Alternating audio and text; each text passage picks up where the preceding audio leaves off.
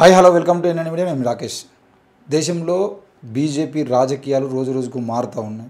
BJP రాజకీయాల మీద ప్రతిపక్షాలు ఎన్ని విమర్శలు చేసినప్పటికీ బీజేపీ తన సిద్ధాంతం ఏదైతే ఉందో హిందుత్వవాదానికి సంబంధించిన విషయంలో ఆర్ఎస్ఎస్ ఎజెండాని ముందు తీసుకుపోతున్నటువంటి పరిస్థితులు మనం చూస్తూ ఉన్నాం. అయితే ఈ మధ్యకాలంలోనే ఇద్దరు నన్స్ వాళ్ళు ఉపాధి కోసం ఒక మహిళను తీసుకెళ్తున్నటువంటి క్రమంలో ఆమెను ఉమెన్ ట్రాఫికింగ్ చేస్తుంది అనే కోణంలో మాట్లాడిన సంఘటన మనం చూసాము. అయితే సేవ కోసమా లేదంటే నిజంగానే అక్రమంగా మహిళల్ని తరలిస్తున్నారా, అసలు ఏం జరుగుతుంది అనే విషయంలో బీజేపీ ఏం మాట్లాడుతూ ఉంది, బీజేపీ కేరళలో ఏం మాట్లాడుతుంది, బీజేపీ ఛత్తీస్గఢ్లో ఏం మాట్లాడుతుంది, అసలు బీజేపీ దేశవ్యాప్తంగా ఏం చేస్తుంది. నరేంద్ర మోడీ ఒకవైపు పాస్టర్లకు విందు ఇస్తూనే మరోవైపు బీజేపీ పాలిత ప్రాంతాల్లో దాడులు వేస్తూ ఉంటే మౌనంగా ఉంటున్నటువంటి పరిస్థితుల మీద మనతో మాట్లాడడానికి రాజకీయ విశ్లేషకులు పిట్టల రవి గారు ఉన్నారు. ఆయన అడిగి తెలుసుకుందాం.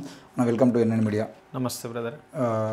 అంశము పూర్తిగా తెలంగాణ రాష్ట్రమే కాకుండా దేశవ్యాప్తంగా బీజేపీ అవలంబిస్తున్నటువంటి సిద్ధాంతం గురించి మాట్లాడుకునే ప్రయత్నం చేద్దాం. అయితే ఈ కోణంలో ముఖ్యంగా ఈ మధ్యకాలంలో ఇష్యూ బయటకు వచ్చిందైతే ఇద్దరు కేరళ నన్స్ ఎవరైతే ఉన్నారో వాళ్ళు ఒక అమ్మాయిని ఉద్యోగము ఉపాధి వైపు తీసుకెళ్తా ఉంటే దానికి సంబంధించినటువంటి ఇష్యూ జరిగింది. ఇది బీజేపీ ఏమో రెండు మాటలు మాట్లాడినటువంటి పరిస్థితి కనబడుతుంది. కానీ బీజేపీలో ఉన్నటువంటి చాలామంది ముఖ్యంగా హిందువులు అయితే పూర్తి స్థాయిలో వాళ్ళు సేవ పేరుతో మహిళల్ని ట్రాప్ చేసి తీసుకెళ్ళి అక్రమంగా వాళ్ళని పెళ్ళిళ్ళు చేసుకోవడము, లేదంటే అక్రమంగా మతమార్పిడి చేయడము, అక్రమంగా వాళ్ళని అవసరమైతే అవయవాలు కూడా దోచుకునేటువంటి పరిస్థితులు చాలా ఉన్నాయి అని చెప్పేసి పూర్తి స్థాయిలో బల్లగుద్ది చెప్తా ఉంది. దీనిని ఎట్లా అర్థం చేసుకోవచ్చు అంటారు? ఇప్పుడు మనం మాట్లాడే అంశం అనేది పూర్తిగా భారతదేశంలో సంబంధించిన క్రిస్టియన్ల ఇష్యూని మనం మాట్లాడుతున్నాం. సో ఆర్ఎస్ఎస్ బీజేపీ యొక్క రాజకీయ సైద్ధాంతిక నేపథ్యం ఉన్న ఆర్ఎస్ఎస్ తన స్పష్టంగా ముందే చెప్పింది, భారతదేశంలో అంతర్గత శత్రువులో భాగంగా ముస్లింలు, క్రిస్టియన్లు, కమ్యూనిస్టులు. సో అనేక వీడియోల్లో మనం కమ్యూనిస్టుల గురించి ఎట్లా టార్గెట్ చేసింది మాట్లాడుకున్నాం, లేదు ముస్లింల మీద ఎట్లా బీజేపీ ఆర్ఎస్ఎస్ టార్గెట్ చేస్తుందో చూసాం. కానీ ఇప్పుడు తాజాగా ఈ మధ్య కాలం జరుగుతున్న మొత్తం పరిణామాలు కూడా ఈ దేశంలో క్రిస్టియన్లని ఉండకుండా విదేశాలకు వెళ్ళగొట్టాలని, వాళ్ళ మీద హింసని ప్రేరేపిస్తూ ఒక రకంగా క్రిస్టియన్ను చంపేస్తూ మత మార్పిడి పేరుతోటి ఒక వర్గం మీద కావాలని బీజేపీ దాడి చేస్తుంది. దానికి అనేక సాక్ష్యాలు ఉన్నాయి. కానీ తాజాగా జరిగిన ఉద్దేశాన్ని మీరు తీసుకొచ్చారు కాబట్టి దాని నుంచే మనం స్టార్ట్ చేద్దాం. కేరళకు సంబంధించి అత్యధిక క్రిస్టియన్ జనాభా ఉన్న రాష్ట్రం కేరళ. 18% కంటే పైన క్రిస్టియన్లు ఉంటారు. సో కేరళకు సంబంధించిన నన్స్ ఎవరైతే ఉన్నారో ఈ క్రైస్తవ సన్యాసులు, వాళ్ళు ఛత్తీస్గఢ్ అనే ఒక ప్రాంతం, ఆదివాసీ ప్రాంతానికి సంబంధించిన దాంట్లో అనేక సేవా కార్యక్రమాలు చేశారు. ఒక మాటలో మాట్లాడుకోవాలంటే ఛత్తీస్గఢ్లో ఆదివాసులు చాలా వరకు కూడా ఈ క్రిస్టియన్ మతంలోకి చేరిన వాళ్ళుగా ఉన్నారు. వాళ్ళు ఒకటి వందన ఫ్రాన్సిసు, మేరీ అనే ఒక ఇద్దరు నన్స్, అక్కడున్న ఒక ముగ్గురు అమ్మాయిల్ని ప్రధానంగా వాళ్ళకు ఉపాధి కోసం వీళ్ళు అక్కడ పోయిన సందర్భంలో ఉపాధి కల్పించడం, వాళ్ళ కుటుంబం అంతా వీళ్ళని వేడుకున్న సందర్భంలో వాళ్ళని ఆగ్రాకి సంబంధించిన క్రిస్టియన్ మిషనరీలు ఏదైతే ఉంటాయో హాస్పిటల్స్, దాంట్లో నర్సింగ్లో ఉద్యోగం ఇవ్వడానికి వాళ్ళని తీసుకెళ్తున్నారు. ఆ తీసుకెళ్లే సందర్భంలో రైల్వే స్టేషన్లో రైలు ఎక్కే టైంలో ఈ బజరంగ దళ్ బీజేపీకి సంబంధించిన వాళ్ళను వాళ్ళు దాడి చేసి కొట్టి మరి వాళ్ళ ప్రయాణాన్ని ఆపి పోలీస్ స్టేషన్లో అప్పగించారు. నేను ఒకటి అడుగుతున్నా, అభ్యంతరం ఉండాల్సింది అసలు ఎవరికి? ఎవరైతే తీసపోతున్నారో, నిజంగానే అక్రమంగా తీసపోతున్నారో దాంట్లో కేసులు పెట్టింది ఏంటి? అక్రమ రవాణా జరుగుతుంది, మత మార్పిడి జరుగుతుంది, అందుకే మేము వీళ్ళని కొట్టాము, దాడి చేసినామని బీజేపీ లీడర్లు, బజరంగ దళ్ లీడర్లు, జ్యోతి శర్మ ప్రధానంగా వీరంగం చేసింది రైల్వే స్టేషన్లో. కానీ వాస్తవాలు ప్రపంచం తర్వాత అన్ని వెలుగులోకి వచ్చినాయి, మీడియాలో కూడా వచ్చింది. అమ్మాయిలు కూడా స్టేట్మెంట్ ఇచ్చారు, మేము మా ఇష్ట ప్రకారమే పోతున్నాం, మమ్మల్ని ఉపాధి అడిగితే వాళ్ళు తీసబోతున్నారు తప్ప ఇక్కడ ఎక్కడ అక్రమ రవాణా లేదని వాళ్ళు చెప్పారు. వాళ్ళే కాదు, కుటుంబ సభ్యులు వచ్చి కూడా మా కన్సర్ట్ తోటే వాళ్ళని తీసబోతున్నారు, మేమే వాళ్ళని పంపిస్తున్నాం అని చెప్పారు. అయినా బీజేపీ వాళ్ళని అరెస్ట్ చేసింది, జైల్లో పెట్టింది, వాళ్ళని బెయిల్ రాకుండా చేసింది. చివరికి వీళ్ళైతే పెద్ద దేశద్రోహులు అయినట్టు ఎన్ఐఏను రంగంలోకి తీసింది, నేషనల్ ఇన్వెస్టిగేషన్ ఏజెన్సీ. ఎందుకు వస్తుంది నేషనల్ ఇన్వెస్టిగేషన్ ఏజెన్సీ? ఏం అదాని మీద ఎందుకు జరగట్లే? ఇంత దేశ దోపిడీ చేస్తున్న దొంగల మీద ఎందుకు జరగట్లా? కేవలం ఒక క్రిస్టియన్ల మీద ఎన్ఐఏ సంబంధించిన ఇన్వెస్టిగేషన్ చెప్పి వాళ్ళని జైల్లో పెట్టి అక్రమంగా సెల్లో మిగతా వాళ్ళందరితోటి వాళ్ళని ఒక దొంగలుగా దోపిడీదారులుగా వాళ్ళతో కలిపి ఉంచితే దాని మీద సిపిఎం సంబంధించిన జాన్ బిట్టాస్ కేరళకు సంబంధించిన ఎంపీ, కొంత లెఫ్ట్ బృందం డైరెక్ట్ హోమ్ మినిస్టర్ దగ్గర పోయి అడిగారు, ప్రశ్నించారు. అదే కాదు, మొత్తం క్రిస్టియన్ సమాజం ఈ దేశంలో ఉన్న వాళ్ళంతా పెద్ద ఎత్తున రోడ్ల మీదకి వచ్చారు. మనం చూస్తాం, ఎప్పుడైనా క్రిస్టియన్ సమాజం వచ్చి రోడ్ల మీద ర్యాలీలు తీసిందా? రాజకీయాల్లో భాగస్వామ్యం అయిందా? ఒక పార్టీని లేదు ఒక ప్రభుత్వానికి వ్యతిరేకంగా వాళ్ళు ఒక రాజకీయ ప్రోగ్రాంలు ఉన్నారా? కానీ తొలిసారి ఆ సంఘటనతోటి క్రిస్టియన్ సమాజంలో ఒక భయానిక వాతావరణం వచ్చింది. సో ఆ భయానిక వాతావరణం వాళ్ళ రోడ్ల మీదకి తీసుకొచ్చి వాళ్ళకి బెయిల్ ఇవ్వాలి, వాళ్ళు రక్షించాలని ఒక పెద్ద ఉద్యమం స్టార్ట్ అయింది. చివరికి హోమ్ మినిస్టర్ జోక్యం చేసుకొని అక్కడైతే ఛత్తీస్గఢ్ సంబంధించిన సీఎం విష్ణుదేవ్కి చెప్పితే ఆయన కూడా ఇది అక్రమ రవాణాని చేసిండు.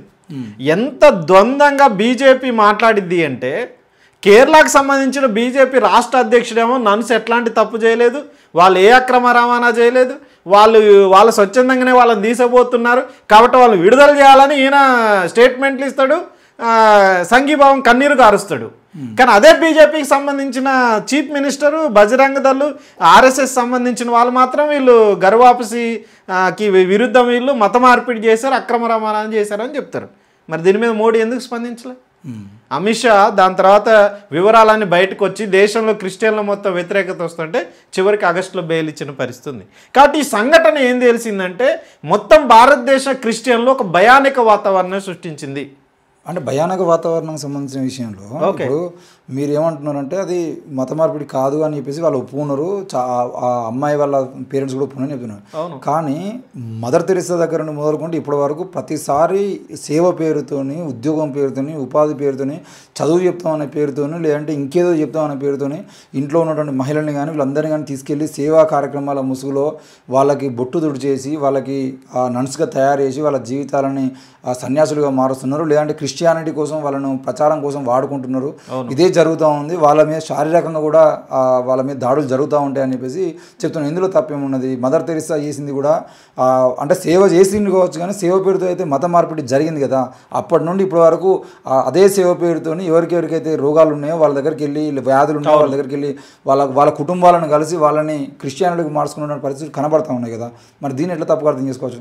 నేను అంటున్నా, అసలు మత మార్పిడి అనే పదం ఎక్కడిది ఈ దేశంలో? అసలు ఆ పదానికి అర్థం ఎక్కడిది అంటున్నా నేను. మనం రాజ్యాంగ ప్రజాస్వామ్య దేశంలో ఉన్నామా, ఒక నియంత పాలన దేశంలో ఉన్నామా? బాబాసాహెబ్ అంబేద్కర్ రాసిన రాజ్యాంగంలో స్పష్టంగా కొన్ని మనకి ప్రాథమిక హక్కులు ఉన్నాయి. ఈ దేశంలో మత స్వేచ్ఛ అనే హక్కు ఉందా లేదా? ఏం చెప్తుంది మత స్వేచ్ఛ హక్కు? ఎవరు ఏ మతంలో అయినా ఉండొచ్చు, ఆ మతం నచ్చకపోతే ఏ మతంలోకైనా చేరొచ్చు, అది వాళ్ళ ఇష్టం. ఇవాళ నేను హిందువుగా ఉంటా, నాకు నచ్చలేదు, రేపు నేను క్రిస్టియన్లో జాయిన్ అవుతా, లేదు నేను క్రిస్టియన్లో నాకు నచ్చలేదు ఇంకొక మతంలోకి జాయిన్ అవుతా. కాబట్టి భారతదేశ రాజ్యాంగమే భారత పౌరులకి ఏ మతంలో ఉండొచ్చు, ఏ మతంలో ఉండకూడదని స్వేచ్ఛ వాళ్ళకి ఇచ్చింది. ఇంకిక్కడ మత మార్పిడి అంటూ ఎక్కడిది పదం? మత మార్పిడి అనే పదం ఎందుకు వస్తుంది అని చూసినప్పుడు, ఈ దేశంలో హిందుత్వం అనే ఒక అంశాన్ని ఆర్ఎస్ఎస్ తీసుకొని ఆ హిందుత్వంలో ఈ దేశంలో అణగారిన ప్రజలు ఎవరైతే ఉన్నారో, ప్రధానంగా దళితులు, ఆదివాసీలు, బీసీలు, పేదలు ఎవరైతే ఉన్నారో వీళ్ళందరినీ హిందుత్వంలో సమానత్వంగా చూడకుండా నీచంగా చూసి కుల వివక్షత వాళ్ళకి అంటగట్టి వాళ్ళని ఒక జంతువుల కంటే హీనంగా చూసిన సందర్భంలో ఈ దేశంలో క్రిస్టియానిటీ మిషనరీలతో వచ్చిన, ఇప్పుడు మనం ఎంత దాకా మాట్లాడుతున్నారు అంటే మదర్ తెరెసాను కూడా విమర్శించే పని ఉంది. ఆమె చేసిన సేవా కార్యక్రమాలు ఏ ఆర్ఎస్ఎస్ బీజేపీ చేసిందా? నేను అడుగుతున్నా, భారతదేశ అణగారిన వర్గాల ప్రజల కోసం, ఏ దళితుల కోసం, లేదు బీసీల కోసం, ఆదివాసుల కోసం హాస్పిటల్స్ పెట్టి ఉచిత సేవను అందించిందా? ఈ హిందుత్వమే కదా, జనాలు ఎక్కువ మంది హిందువులే ఉన్నారు కదా ఈ దేశంలో, వాళ్ళ కోసం ఫ్రీ హాస్పిటల్స్ పెట్టిందా? లేదు ఫ్రీ స్కూల్స్ పెట్టి ఎడ్యుకేషన్ అందించిందా? సేవా కార్యక్రమాలు చేసిందా? ఎక్కడో కింద తిండికి లేని గుడాలలోకి తిరిగి, కాలనీలలోకి తిరిగి వాళ్ళకి గోధుమలో లేదా బట్టలో ఏదో రకమైన పేదరికం వాళ్ళకి అందరికీ సేవ చేసి ఒక సేవా దృక్పథంతో వచ్చిన సంస్థ మదర్ తెరెసా బ్యాక్గ్రౌండ్లో ఉన్న సంస్థ. వాళ్ళకి క్రిస్టియన్ అనేది అఫీషియల్గా ఈ దేశంలో ఒక మతమా కాదా? దాన్ని భారతదేశం గుర్తిస్తుందా లేదా?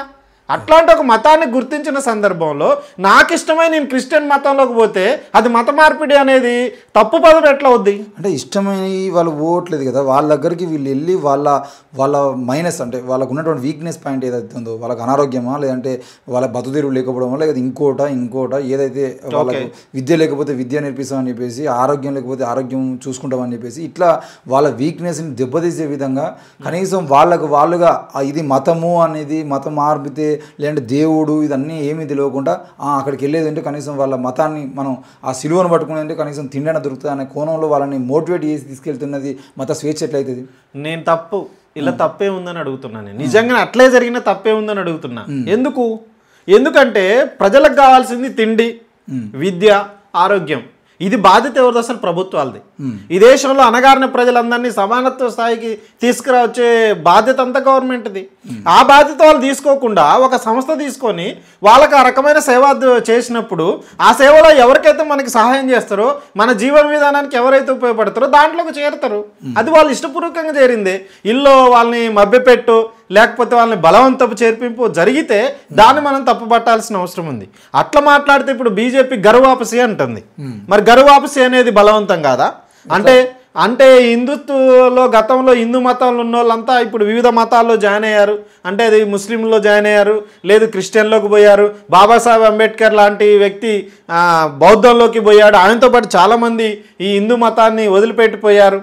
ఎందుకు? అంబేద్కర్ ఒక మాట అన్నాడు, పుట్టడం నా చేతుల్లో లేదు కాబట్టి నేను హిందువుగా పుట్టాను, చనిపోవటం నా చేతుల్లో ఉంది, నేను ఖచ్చితంగా హిందువుగా చచ్చిపోను, వేరే మతంలోకి పోతాను, బౌద్ధంలోకి పోయింది కదా. చాలామంది అంబేద్కర్ని ఫాలో అయ్యి బౌద్ధ మతం ఈ దేశంలో ఉద్భవించింది కదా, అంటే పెరిగింది కదా. మరి ఇప్పుడు దాన్ని కూడా మనం మత మార్పిడి అంటామా? ఇప్పుడు అంబేద్కర్ను కూడా మత మార్పిడి అనేంత ధైర్యం బీజేపీకి ఉందా? ఆ పరిస్థితి లేదు. గర్వాపసి కూడా బలవంతపు జరిగేదే. అంటే నిన్ను ఇష్టపడి నువ్వు పెట్టే ఇబ్బందులు, నువ్వు ఈ హిందూ మతంలో ఉన్న మనువాదం అనే సిస్టమ్ మనుషుల్ని సమానంగా చూడలేని ఒక పద్ధతికి వ్యతిరేకంగా చాలామంది ఈ మతం నుంచి వివిధ మతాల్లోకి ఈ దేశంలో జాయిన్ అయ్యారు. అది వాళ్ళు ఇష్టపూర్వకంగా జరిగింది. నువ్వు ఇప్పుడు వాళ్ళని బలవంతంగా దాడులు చేసి, దౌర్జన్యాలు చేసి, కొట్టి, చంపి వాళ్ళందరినీ మళ్ళీ హిందూ మతంలోకి తీసుకొస్తున్నావు. దీనికి ముద్దు పేరు గరువాపసి అని పెట్టినావు. ఈ గరువాపసి బలవంతం కాదా? బలవంతం ఎట్లయితే వాళ్ళ తిరిగి అంటే వాళ్ళ మతానికి తిరిగి రావడానికి బలవంతం ఎట్లయితే? స్వచ్ఛందంగా వస్తే తిరిగి రావడం. ఎక్కడ స్వచ్ఛందంగా వచ్చారు ఈ దేశంలో? ఎక్కడ దాడులు జరగకుండా జాయిన్ అవుతారు బీజేపీలో? లేదు హిందూ మతంలోకి ఎక్కడ గరువాపసి సక్సెస్ అయింది? ఇప్పటిదాకా గరువాపసి పేరు ఆర్ఎస్ఎస్ బీజేపీ చెప్తుంది తప్ప మేము గరువాపసిలో భాగంగా ఇగో పలాని ముస్లిం నుంచి, పలాని క్రిస్టియన్ నుంచి, లేదు బౌద్ధం నుంచి, జైన్ నుంచి మేము హిందూ మతంలో చేరినాం అని ఎక్కడైనా ప్రజల ముందుకు వచ్చి చెప్పారా? ఎక్కడైనా ప్రజలు వచ్చి సాక్ష్యాలు ఇస్తున్నారా? ఇప్పుడు వాళ్ళు మత మార్పిడి కోసం వాళ్ళు అవగాహన తీసుకొచ్చినట్టుగా వీళ్ళు పూర్తిగా అవగాహన తీసుకొచ్చినట్టు వాళ్ళు మారుతున్నారు. నేను అంటున్నా, ఈ దేశంలో మతాలు చాలా ఉన్నాయి. వాళ్ళలో హిందూ మతం ఒకటి, క్రిస్టియన్ మతం ఒకటి, ఇస్లాం కూడా ఒకటి. మతానికి తన మతాన్ని పెంచుకునే స్వేచ్ఛ లేదా ఈ దేశంలో? ఉందా లేదా? రాజ్యాంగం ఇచ్చిందా లేదా?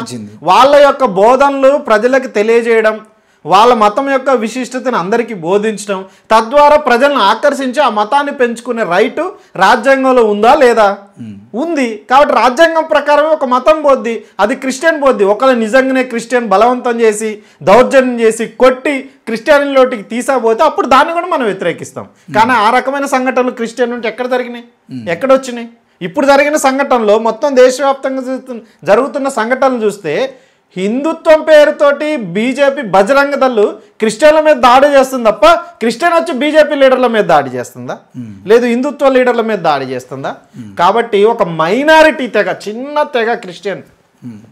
ఎంత మతం క్రిస్టియన్ ఈరోజు?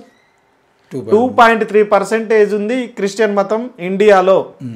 బీజేపీకి సంబంధించి ఏ హిందుత్వం గురించి చెప్తున్నావు, ఏ హిందువులు అని చెప్తున్నావు, 79.3% హిందూ మతం ఈ దేశంలో ఉంది. అంటే నియర్లీ 80% హిందూ మతం ఉంది. 80% ఉన్న హిందూ మతం ఎక్కడ? 3% కూడా 2.3% ఉన్న క్రిస్టియన్ మతం. అంటే ఎవరు మైనారిటీ, ఎవరు మెజారిటీ? అంటే మెజారిటీ మతం మైనారిటీ మతాన్ని ధ్వంసం చేసి ఉన్న వాళ్ళని కూడా చంపేయాలని ప్రయత్నం చేస్తుందా? వాళ్ళని దేశం నుంచి వెళ్ళగొట్టాలని ప్రయత్నం చేస్తా? ఈ రకమైన దాడులు ఇప్పుడు దేశంలో జరుగుతుంటే ఎందుకు ఈ ప్రజాస్వామ్య దేశంలో మాట్లాడరు? పౌరులంతా సమానమే కదా రాజ్యాంగం ప్రకారం. అంటే 2.3% కాదు, యాక్చువల్లీ నిజానికి చాప కింద నీలాగా మత మార్పిడి జరుగుతూ ఉంది, క్రిస్టియానిటీ పెరుగుతూ ఉంది. గ్రౌండ్లోకి వెళ్ళి చూసేది అంటే చాలామంది వాళ్ళ రిజర్వేషన్ల కోసం మత మార్పిడి జరిగినప్పటికీ కూడా వాళ్ళు కేవలం మేము ఎస్సీలు అని చెప్పుకోవడం కోసం ఎస్సీలు, ఎస్టీలు అని చెప్పుకోవడం కోసం ఎస్టీలు, ఒకవేళ మేము క్రిస్టియన్ అని చెప్పుకునే అంటే వాళ్ళు బీసీసీ సర్టిఫికేట్ తీసుకోవాలి. కాబట్టి రిజర్వేషన్ల కోసం మతం మారినా కూడా వాళ్ళు హిందువులు అని చెప్పుకుంటున్నారు. ఇది దొంగ కదా, మీకు నిజంగానే మీ మతం మారేదంటే చక్కగా మీ క్రిస్టియన్ అని చెప్పుకొని మీ రిజర్వేషన్ తొలగించుకోవచ్చు కదా అని చెప్పేసి వాళ్ళు అంటున్నారు. అలా తప్పే ఉంటుంది. ఇప్పుడు నేను అనేది ఏంటి అంటే అసలు భారతదేశంలో మతాల లెక్కలు తీయాల్సింది ఎవడి బాధ్యత? ఇది సెంట్రల్ గవర్నమెంటే బాధ్యత. వాళ్ళే కదా తీసేది. వాళ్ళు చెప్పిన లెక్కల ప్రకారం 1971లో 2.6% ఉన్న క్రిస్టియన్స్ ఇప్పుడు మొన్న జరిగిన జనాభా లెక్కలు, లాస్ట్ జరిగిన 2011 జనాభా లెక్కల ప్రకారం 2.3%కి ఉంది. 2.3%. సో 2.6 నుంచి 2.3 అంటే అఫీషియల్ డేటాలోనే క్రిస్టియన్లు తగ్గారు. ఈ 50 సంవత్సరాల కాలంలో జనాభా పెరగలేదా? జనాభా పెరుగుదల రేటు కనుక క్రిస్టియన్ సమాజం ఏం పెరగలే, ఇంకా క్రిస్టియన్లు తగ్గుతున్నారు ఈ దేశంలో. మీరు అన్నది ఒక మంచి పాయింట్. ఏంటి? వాస్తవంగా భారతదేశంలో మత స్వేచ్ఛ హక్కున్నా కానీ బీజేపీ అధికారంలోకి వచ్చిన తర్వాత నీ స్వేచ్ఛగా పలాని మతం అని చెప్పుకునే పరిస్థితుల్లో ఈరోజు ప్రజలు లేరు. వాళ్ళ మీద చాలా ఒత్తిళ్లు పనిచేస్తున్నాయి. వాళ్ళు నేను పలానా మతంలో ఉన్నా అని చెప్పుకుంటే వాళ్ళ రిజర్వేషన్లు తీసేస్తున్నారు. అసలు నేను అడుగుతున్నా, ఒక ఆదివాసీనో లేక ఒక దళితుడో మతం మారితే కులం మారిపోద్దా? రిజర్వేషన్ మారిపోద్దా? ఏంటి లింకు ఈ దేశంలో? భారతదేశానికి సంబంధించిన దళితుడనే ఉంటాడు, క్రిస్టియన్లో పోయినా దళితుడే ఉంటాడు, హిందువుల్లో ఉన్న దళితుడే ఉంటాడు, ఇస్లాంలో చేరినా దళితుడినే ఉంటాడు. క్యాస్ట్ ఏం మారదు. రిజర్వేషన్లు ఇచ్చేది క్యాస్ట్ పరంగానా మత పరంగానా? వాస్తవంగా బీజేపీ ఏం చెప్తుంది? మతపరమైన రిజర్వేషన్లకి నేను వ్యతిరేకం, ముస్లింలకి రిజర్వేషన్ మత ప్రతిపాదికన ఇవ్వద్దని చెప్తుంది. అదే కదా బీజేపీ. నేను ఎంత తప్పుడుగా బీజేపీ మాట్లాడుతుందో ఇప్పుడు ఒక సంఘటన చెప్తాను నేను. నువ్వు మతపరమైన రిజర్వేషన్లు వ్యతిరేకించినప్పుడు దళితులు, ఆదివాసీలు, బీసీలు క్రిస్టియన్లో చేరి ఒక మతంలో చేరితే మరి అక్కడ మతపరమైన రిజర్వేషన్ ఎందుకు చూస్తున్నావు? వాళ్ళు అలా చేరాలని వాళ్ళు బీసీసీలో ఎందుకు కలుపుతున్నాను అంటే అక్కడ మతం అనేది రిజర్వేషన్లకి అనుకూలంగా చూస్తున్నాను, కానీ ఇక్కడ మాత్రం ముస్లింలు మతపరమైన రిజర్వేషన్లు ఉండకూడదు అంటున్నావు. అంటే నీలోనే ఒక ద్వంద్వ నీతి వైరుధ్యం ఉంది కదా. క్యాస్ట్ మారదు, కానీ దళితులు రిజర్వేషన్లకు ప్రాధాన్యత ఇవ్వాలా, లేదు మతానికి ప్రాధాన్యత ఇవ్వాలి అన్నప్పుడు విద్య, ఉపాధి, తర్వాత ఉద్యోగ అవకాశాల్లో రిజర్వేషనే రాజకీయ అవసరాల్లో కీలకమైంది. ఇది అంబేద్కర్ సాధించి పెట్టిన హక్కు ఈ దేశంలో. కాబట్టి దళితులు క్రిస్టియన్లో ఉన్నా, లేదు ఆదివాసీలు క్రిస్టియన్లో ఉన్నా, అఫీషియల్గా నేను క్రిస్టియన్ అని చెప్పుకుంటే వాళ్ళ మీద భారత రాజ్యాంగం ఇచ్చిన మత స్వేచ్ఛ, మత స్వాతంత్రపు హక్కు మీద కూడా బీజేపీ దాడి చేస్తుంది, రిజర్వేషన్ తీసేస్తాను బెదిరిస్తుంది. కాబట్టి దళిత క్రిస్టియన్లు, లేదు గిరిజన క్రిస్టియన్లు చాలామంది క్రిస్టియన్లు అని చెప్పుకునే ఒక పరిస్థితి లేదు. అంటే క్రిస్టియన్ అనే పేరు చెప్తేనే ఈ దేశంలో బతకలేము, ఈ దేశంలో ఉపాధి మీద, ఉద్యోగాల మీద దెబ్బపడిద్ది, జీవితాలే ఛిద్రమైపోతాయనే ఒక భయానిక వాతావరణం బీజేపీ పాలనలో వచ్చింది. అందుకే స్వేచ్ఛగా చెప్పుకోలేని ఒక పరిస్థితి, దౌర్భాగ్య స్థితి ఇండియాలో క్రిస్టియన్లో ఉంది. అంటే ఇప్పుడు 2.6 నుండి 1971లో 2.6 నుండి 2011లో 2.3కి పడిపోవడానికి కారణం క్రిస్టియన్ జనాభా తగ్గింది అనుకోవాలా, లేదంటే రిజర్వేషన్ల కోసమే ఈ సంఖ్య తగ్గింది, వాళ్ళు మతాన్ని చెప్పుకోలేదు అనుకోవాలా? అసలు రిజర్వేషన్లు అనేది మాట్లాడితే ఈ దేశంలో ఎస్సీలు ఎంత సంఖ్య? 16 నుంచి 17% ఉన్నారు. గిరిజనులు ఎంత సంఖ్య? దాంట్లో 7% ఉన్నారు. గిరిజనులు అందరూ క్రిస్టియన్లు కాదు, ఎస్సీలు అందరూ క్రిస్టియన్లు కాదు, 100%. అంతే కదా. కాబట్టి ఎస్సీలలో కూడా హిందువులు ఉన్నారు, ఎస్సీలలో కన్వర్టెడ్ ముస్లింలు ఉన్నారు, ఎస్సీలలో కూడా కన్వర్టెడ్ క్రిస్టియన్లు ఉన్నారు. సో ఆ లెక్కను చూసినప్పుడు మొత్తం ప్రభుత్వం ఇచ్చిన లెక్కల ప్రకారమే ఈ జనాభా తగ్గుదల అనేది జరుగుతుంది. అంటే వేగవంతమైన క్రిస్టియన్ అనేది హిందువుల్ని క్రిస్టియన్లుగా మారుస్తున్నారు, అక్రమ మత మార్పులు జరుగుతున్నాయి అనేది నిజమే అయితే ఏ సేవా కార్యక్రమాలు చేయని ఆర్ఎస్ఎస్లో హిందువుల్లో జనాభా ఎక్కువ ఉంటారు, మరి అన్ని సేవా కార్యక్రమాలు చేసి క్రిస్టియన్లోకి పోవాలి కదా జనం, మత మార్పిడి అఫీషియల్గా కనిపించాలి కదా నీకు. కాబట్టి ఇక్కడ ఏంటి అంటే వాస్తవంగా ఈ దేశంలో భయంతో మత స్వేచ్ఛ హక్కుని కాల రాస్తున్నారు కాబట్టి జనము అఫీషియల్గా ఎక్కడా కూడా క్రిస్టియన్ మతంలోకి పోయే పరిస్థితి లేదు. ఈ దేశంలో క్రిస్టియన్ తగ్గింది, డేటా ప్రకారం కాదు, వాస్తవంగా ఆచరించేటోళ్ళు కూడా తగ్గింది. ఈ భయంతో చాలా మంది చర్చిలో పోవటానికి భయపడుతున్నారు. లేదు వాళ్ళు బీజేపీ సక్సెస్ అయింది అనుకోవచ్చా? బీజేపీ సక్సెస్ అయింది. వాళ్ళ అంతర్గత శత్రువుని ఈ దేశంలో ధ్వంసం చేయడానికి, క్రిస్టియన్లు ధ్వంసం చేయడంలో, వాళ్ళని అదుపు పెట్టడంలో, వాళ్ళని బెదిరించడంలో ఈ దేశంలో సక్సెస్ అయింది. ఇప్పుడు ఇంటర్నేషనల్ కొన్ని పరిణామాలు వస్తున్నాయి కాబట్టి కొంత బీజేపీ వెనకడిగేస్తుంది. అంటే మొన్న అంటే నన్స్కి సంబంధించినటువంటి విషయం జరిగినప్పుడు హైదరాబాద్తో సహా దేశవ్యాప్తంగా క్రిస్టియన్స్ అందరూ రోడ్ల మీకు వచ్చిన విషయంలో ఇక్కడ కూడా ర్యాలీలు జరిగినాయి. అవును, హైదరాబాద్లో, సికింద్రాబాద్లో కానీ. అంటే ఇండియాలో ఒక యునైటెడ్ క్రిస్టియన్ ఫోరం అనేది ఏర్పాటు చేసి చాలా క్రిస్టియన్ సంఘంలో చేరి ఈరోజు వాళ్ళందరూ ఈ బీజేపీ తీసుకొస్తున్నటువంటి, అంటే బీజేపీ చేస్తున్నటువంటి దాడులకు వ్యతిరేకంగా మేము పోరాటం చేస్తాము అని చెప్పేసి అన్నట్టుగా మాట్లాడుతూ ఉన్నారు. ఆ మధ్యకాలంలో ఒక విదేశాంగ మంత్రి, అంటే వాటికన్ సిటీ మినిస్టర్ వచ్చినప్పుడు కూడా ఆయనకు కూడా వీళ్ళు మెమోరాండం ఇవ్వడం ఇట్లాంటివి జరిగినాయి. అవును. అయితే ఈ రకమైనటువంటి రాజకీయాన్ని ఏ విధంగా అర్థం చేసుకోవచ్చు? నిజంగా బీజేపీ దాడులను తట్టుకున్నటువంటి పరిస్థితులు తీసుకురాగలుగుతారా? ఇప్పుడు మీరు అంటున్నట్టుగా ఆ మత స్వేచ్ఛ లేకపోవడం వల్ల వీళ్ళు క్రిస్టియన్ అని చెప్పుకోలేకపోతున్నారు కదా, ఈ యునైటెడ్ ఫోరం ఏతుందో అది దాన్ని బీట్ చేయగలుగుతా అంటారా? వాస్తవంగా క్రిస్టియన్లు ఎప్పుడు రాజకీయాల్లోకి చర్చ అనేది రాలే. ఇప్పుడు ప్రజలందరూ క్రిస్టియన్ యొక్క నన్స్ కానూని మొదలు పెడితే దాంట్లో పనిచేసే మత ప్రచారకులందరూ రోడ్ల మీదకి వచ్చి ఆందోళన చేస్తున్నారు యునైటెడ్ క్రిస్టియన్ ఫోరం పేరుతోటి. ఇప్పుడు వీళ్ళు ఇంత బయటకు వచ్చి ఆందోళన వ్యక్తం చేయడానికి కారణం మొన్న కేరళ, ఛత్తీస్గఢ్ ఇష్యూయే కాదు, తర్వాత ఒరిస్సాలో ఒక ఇష్యూ జరిగింది.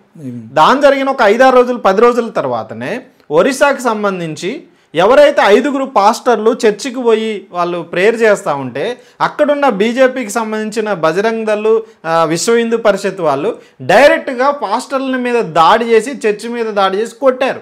అది కూడా ఒక నేషనల్ ఇష్యూ అయింది. అంటే అక్కడ ఛత్తీస్గఢ్లో బీజేపీని ఉంది, ఒడిశాలో బీజేపీకి సంబంధించిన పరిపాలన ఉంది. అదే కాదు, ఎంత దౌర్జన్యం బీజేపీ చేస్తుందంటే మహారాష్ట్రకి సంబంధించిన సంగ్లీ అనే ఒక ఎమ్మెల్యే కాన్స్టిట్యున్సీలో ఉన్న ఒక ఎమ్మెల్యే, ఆయన పేరు గోపీచంద్, ఈయన ఒక బహిరంగ ప్రకటన చేశాడు. మహారాష్ట్రలో క్రిస్టియన్ ఎక్కువ ఉందా? చాలా తక్కువ. కానీ ఒక బహిరంగ ప్రకటన చేశాడు, చర్చి పాస్టర్లు ఎవరన్నా ఊళ్ళలోకి వచ్చి మత ప్రచారం చేసుకుంటే వాళ్ళ మీద ఎవడైతే దాడులు చేసి చంపేస్తాడో వాడి ఒక్కొక్కడికి 11 లక్షల రూపాయలు ఇస్తాను ఓపెన్గా మీడియా సముఖంగా ప్రకటించిండు. మరి వాడి మీద ఒక్క కేసు కూడా జరగలేదు.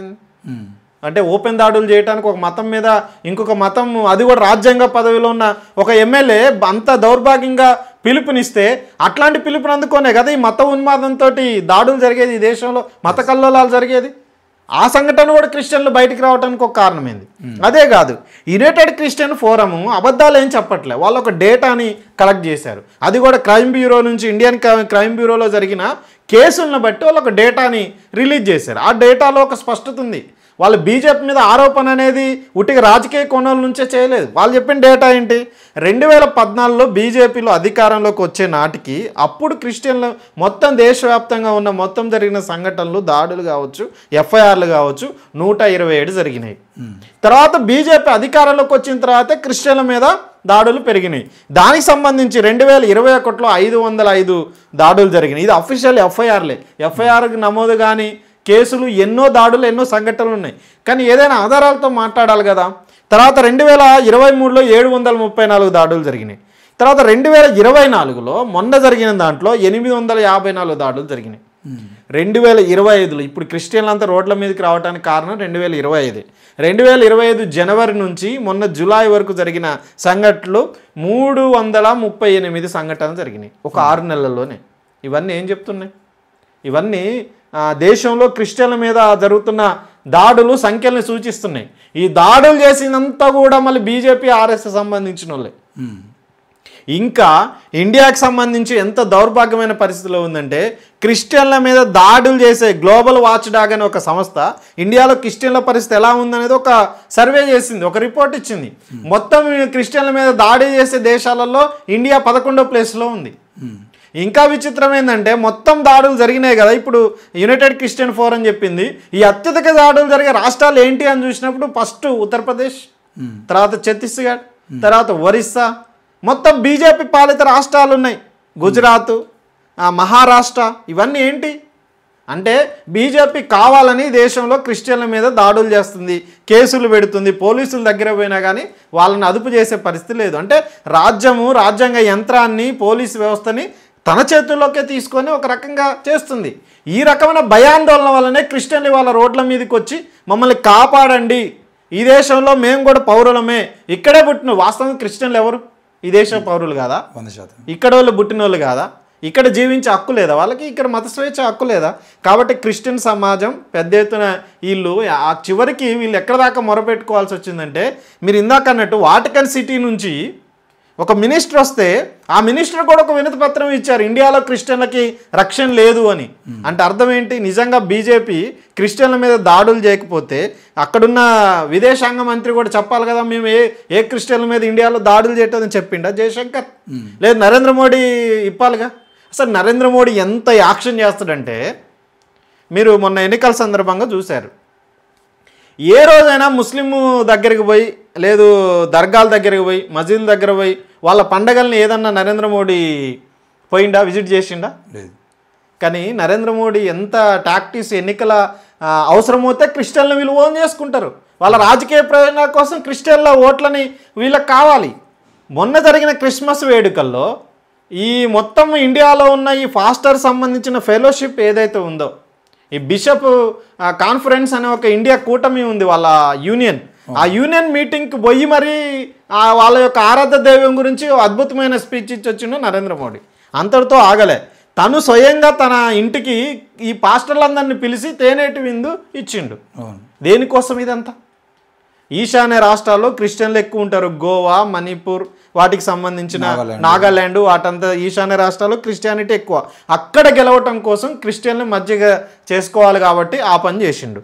తర్వాత కేరళలో గెలవటం కోసం కూడా క్రిస్టియన్లు ఎక్కువ ఉన్నారు కదా, కేరళలో పాగా వేయడానికి బీజేపీ ప్రయత్నం చేస్తుంది కదా, కాబట్టి అక్కడ క్రిస్టియన్ ఓట్లు కావాలి, ఈశాన్య రాష్ట్రాల్లో క్రిస్టియన్ ఓట్లు కావాలి. కానీ మళ్ళీ దేశవ్యాప్తంగా మాత్రం క్రిస్టియన్ల మీద వీళ్ళు దాడులు చేస్తారు, వీళ్ళ సంస్థలు దాడి చేస్తే నరేంద్ర మోడీ మౌనం ఉంటాడు, ఒక మాట మాట్లాడు. అంటే ఇప్పుడు మణిపూర్, నాగాలాండ్ చూసినప్పుడు మణిపూర్లో పూర్తి స్థాయిలో అప్పుడు కుకీలకు, మేతీలకు సంబంధించిన దాడి జరిగింది మనం చూసాం. అవును. అయితే ఆ దాడికి సంబంధించిన విషయంలో ఏం జరిగింది అంటే ట్రైబల్ కోణంలోనే జరిగింది ఆ ఇష్యూ, లేదు అని అంటే మీరు 1-2 సందర్భాల్లో వివిధ సందర్భాల్లో మాట్లాడినట్టుగా అది అందులో కూడా మత కోణం ఉందా, క్రిస్టియన్ కోణం ఉందా, ఏంటి అసలు? ఒకవేళ నిజంగా మీరు అన్నట్టు మరి అక్కడ క్రిస్టియన్లకు ఎక్కువ మెజారిటీ ఉంటుంది కాబట్టి వాళ్ళకు అక్కడ క్రిస్టియన్లతో మాట్లాడుతారు అని చెప్పినటువంటి నరేంద్ర మోడీ మరి మణిపూర్లో ఎందుకు మాట్లాడలేక? మణిపూర్ ఒక్కసారి అంత పెద్ద ఆందోళన జరిగింది కదా, నరేంద్ర మోడీ మణిపూర్ పోయి పరామర్శించిండా?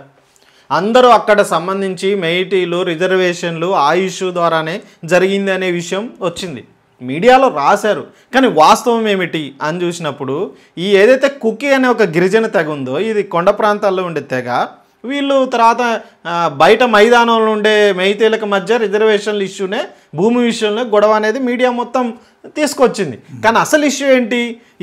ఈ కుకీలందరూ క్రిస్టియన్ సంబంధించిన వ్యక్తులు, వీళ్ళంతా క్రిస్టియన్ మతంలో ఉన్నారు. ఈ మెయితీలు అనేటోళ్ళు హిందూ మతంలో ఉన్నారు. ఈ క్రిస్టియన్ మతానికి సంబంధించిన వాళ్ళని బలవంతం మత మార్పిడి చేయడానికి కూడా ఈ దాడులు జరిగినాయి. దాదాపు 284 చర్చీలు ఒక్క మణిపూర్లోనే, ఆ కుకీ ప్రాంతంలోనే ధ్వంసం చేశారు. నేను అడుగుతున్నా, రిజర్వేషనే ఇష్యూ అయితే చర్చిలను ఎందుకు ధ్వంసం చేయాలి? చర్చిలను ఎందుకు కూలగొట్టాలి? వాళ్ళ మీద ఎందుకు దాడులు చేయాలి? అంటే వాళ్ళందరూ హిందూ మతం కాకుండా క్రిస్టియన్ మతంలోకి పోయారు కాబట్టి, గిరిజన ప్రాంతాల్లో క్రిస్టియన్ మతం విస్తరిస్తుంది కాబట్టి దాన్ని సహించలేని బీజేపీ ఒక కోణాన్ని తీసుకొని ఈ మెయితీలకు సంబంధించి, కుక్కీలకు సంబంధించి రిజర్వేషన్ అని ఒక ఇష్యూ ముందుకొస్తే దాన్ని ఆసరాగా చేసుకుని ఒక మతం మీద దాడి చేసింది. ఒక రాష్ట్రంలో, ఒక ప్రాంతంలో ఒక మతాన్ని ధ్వంసం చేయటమే ఒక టార్గెట్గా మణిపూర్ ఇష్యూ ఉంది. దాంట్లో క్రిస్టియన్ మీద దాడిన ఒక ప్రధానమైన కారణం. ఎందుకంటే ఆర్ఎస్ఎస్ అంతర్గత శత్రువుల్లో క్రిస్టియన్ కూడా ఒక శత్రువే, కాబట్టి వాళ్ళని దేశంలో ఉండకుండా చేయటం అనేది భాగం. అంటే ఈశాన్య రాష్ట్రాల్లో మోడీ క్రిస్టియన్లకు సపోర్ట్ చేస్తున్నాడు అని అన్నారు కదా, మరి ఇప్పుడు ఇది ఈశాన్య రాష్ట్రం కదా, అదే చేస్తున్నారు. కానీ అక్కడ మెజారిటీ బీజేపీ ఉందా మణిపూర్లో? మణిపూర్లో తమ బలవంతంగా వాళ్ళని దాడులు చేసి లొంగ తీసుకోవడానికి అదొక ప్రయత్నం. ఓకే. గోవాలో బీజేపీ వచ్చింది, నాగాల్యాండ్లో కానీ మిగతా ఈశాన్య రాష్ట్రంలో కూడా ఇతర పార్టీల సపోర్ట్తో వస్తుంది తప్ప సింగిల్ మెజార్టీలో బీజేపీ లేదు. కాబట్టి ఏదో రకంగా ఒకటి భయపెట్టన్న లొంగ తీసుకోవాలి, లేదా తాయిలాలు ఇచ్చన్నా, లేదు వాళ్ళని పొగిడన్నా, లేదు వాళ్ళకి కొన్ని లబ్ధి చేకూర్చన్నా వాళ్ళ దాంట్లోకి తీసుకోవాలి ఓట్ల రాజకీయంలో. అక్కడ అనుసరించిన పద్ధతి ఏంటంటే దాడులు చేయటం అనేది ఒక కీలకం. గతంలో కూడా చాలామందిని బీజేపీ చంపేసింది. అదంతా క్రిస్టియన్ కోణం నుంచి చూడలే. ఇప్పుడు 1999లో ఒరిస్సాలో గ్రహం స్ట్రీన్ సంబంధించిన వ్యక్తి మీద దాడి జరిగింది. వాళ్ళ కుటుంబాన్ని, వాళ్ళ పిల్లల్ని ఒక బజరంగ్ దళ్ కార్యకర్త, దారా సింగ్ అనే ఒక బజరంగ్ దళ్ కార్యకర్త సజీవ దహనం చేసిండు. ఆయన క్రిస్టియన్ పాస్టర్. ఆయన ఏం చెప్పిండు? సైంటిఫిక్ విషయాల్ని ప్రచారం చేసిండు, ఆదివాసుల కోసం పనిచేసిండు. మరి ఆయన్ని దాడి చేయటం అంటే క్రిస్టియన్ మీద దాడి చేయటం కదా. అంతెందుకు, ఫాదర్ స్టన్ స్వామి అనేట ఆయన గురించి పెద్ద ఎత్తున మీడియాలో చర్చ జరిగింది. ఈ ఫాదర్ స్టన్ స్వామి ఈయన ఆదివాసీ ప్రాంతాల్లో గిరిజన హక్కుల కోసం పోరాడే ఒక నేత. ఈయన్ని అర్బన్ నక్సలైట్ అని లేకపోతే ఉపా కేసులు పెట్టి జైల్లో పెట్టారు. అంటే ఆయన పాస్టర్గా కాకుండా ఆయనను కేవలం అర్బన్ నక్సలైట్గానే చూసింది కదా రాజ్యం, మరి క్రిస్టియన్ కదా. అంటే ఉద్దేశం ఏమిటి? ఇప్పుడు మొన్న ఛత్తీస్గఢ్లో జరిగిన సంఘటనకి, ఒరిస్సాలో జరుగుతున్న సంఘటనలకి, ఈయనని జైల్లో పెట్టని సంఘటనకి మధ్య ఒక సంబంధం ఉంది. ఈయన మత మార్పిడులు చేస్తున్న అనేది ఇష్యూ. ఓకే, మెయిన్ ఇష్యూ ఏంటి? ఈయన మత మార్పిడులు చేస్తుండే ఈ పేరుతోటి అనే హిందువుల్ని క్రిస్టియన్లుగా మారుస్తుండో, ఆదివాసీలందరినీ క్రిస్టియన్లుగా మారుస్తుండని చర్చ. అసలు నేను దాంట్లో ఉన్న వెనక ఉద్దేశం ఏంటి? ఆయనకు ఒక ఏ రకమైన వైద్య సహాయం అందించాలి జైల్లో, చివరికి ఏ వైద్యం అందకుండా జైల్లోనే చనిపోయింది ఈయన. కానీ ఇప్పుడు విషయం ఏంటంటే, ఆదివాసీల గురించి ఈ విషయాలు మాట్లాడుతుంటే అసలు ఆదివాసీలందరూ హిందూ మతంలో ఉండాలనుకుంటారు. ఈ మధ్య ఒక పెద్ద ఉద్యమం జరుగుతుంది ఈ దేశంలో.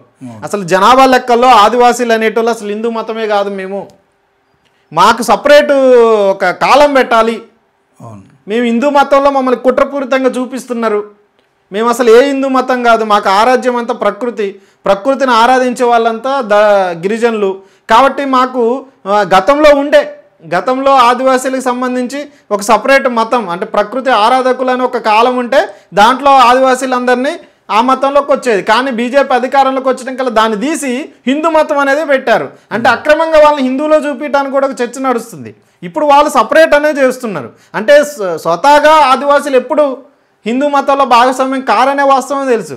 కాబట్టి వాళ్ళు ఇద్దరిని చంపిన వాళ్ళు సైంటిఫిక్ అంశాలను ప్రచారం చేస్తున్నారని ఈ రకమైన క్రిస్టియన్ మతం కోణంలోనే ఇది జరిగింది.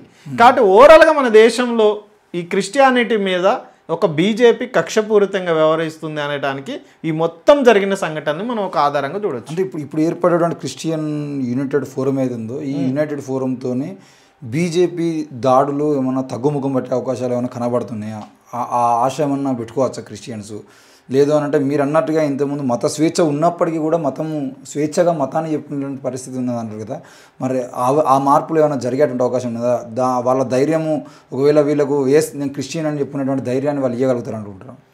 ఎక్కడైనా ఒక దేశంలో అణచివేత జరిగినప్పుడు తిరుగుబాటు రావటం అనేది సహజం.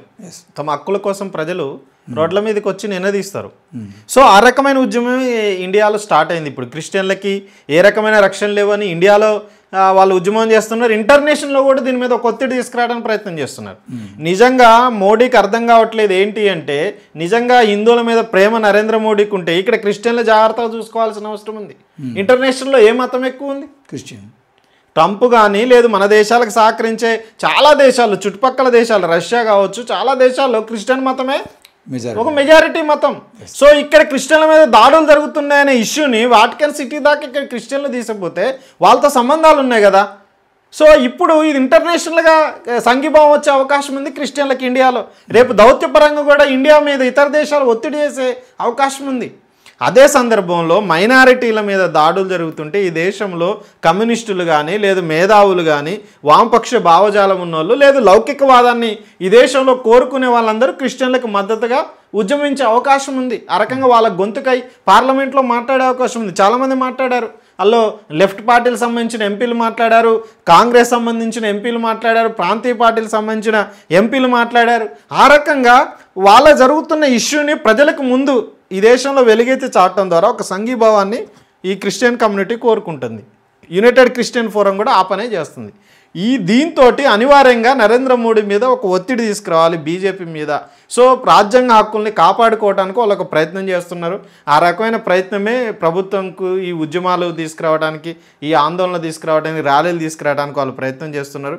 మైనారిటీలకి ఎప్పుడు మన దేశం అండగా ఉంటుంది. అదొక చారిత్రకమైన నేపథ్యం ఉన్న దేశం ఇది.